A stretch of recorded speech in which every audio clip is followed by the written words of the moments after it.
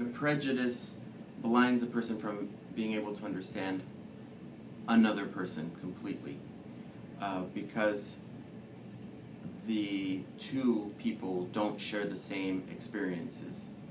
So stigma can many times be a very negative thing. In a patient's life, it could keep a patient from being treated fairly, objectively. There's stigma that even the providers would have. I think sometimes we call that countertransference. But there's social stigma, and there's things that become popular ideas of what a particular experience is all about, and sometimes these popular ideas are incorrect. So there could be a positive or negative experience with the stigma, but most often it's negative. Like stereotype. They're not educated enough to understand what a person's going through, so there's always stigma behind having a mental health disorder. I think it does. I think there's always stigma, and it kind of, we have to be, the people who work in the mental health field have to understand that we have to advocate for those people who have mental health disorders, and kind of educate others that, you know, there's always going to be stigma, but we kind of have to break down those barriers. Since I work as a social worker on the weekends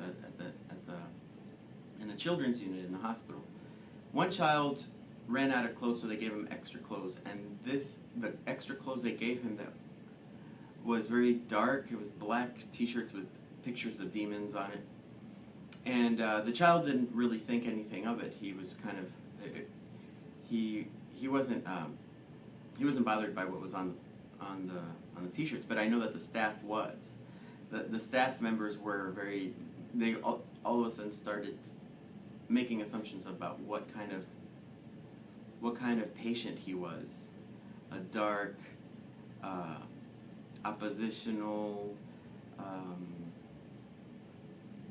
the bad kid because he likes to wear dark clothing with pictures of demons and heavy metal, and that stereotype didn't fit this child's personality at all. I had gotten to know this child before, and he was a very gentle and very fearful and very scared, very damaged child. And just looking at the way staff, psychiatrists, nurses, the mental health techs were treating him differently just based on what he was wearing, I think they allowed themselves, or they gave themselves license to have a very wide opinion about him because he is a mental health patient. Because he's a mental health patient, he's more vulnerable to opinions of others, more vulnerable to being judged negatively, more vulnerable to not being able to represent himself fully. And so even within the profession of mental health, I think that's, unless that professional is very self-aware of their own prejudices, it could be easily a place where even patients are mistreated by their own providers. Not very often, but often enough for it to be an issue. Free clinics, people that have a criminal record, places where I go for job interviews, and right away they see the record. It's, oh no, you can't get hired here. Mostly, yeah, places like that work. Places of people that want to hire me, and then they see my record and they say, oh, no, you can't work here anymore. Whether they like my work or not, they just judge me on my past history.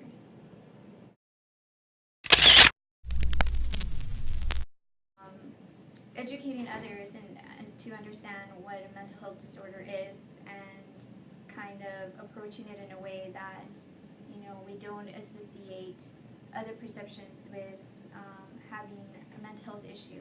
And I think just working as a community and working together to advocate for what a mental health disorder is.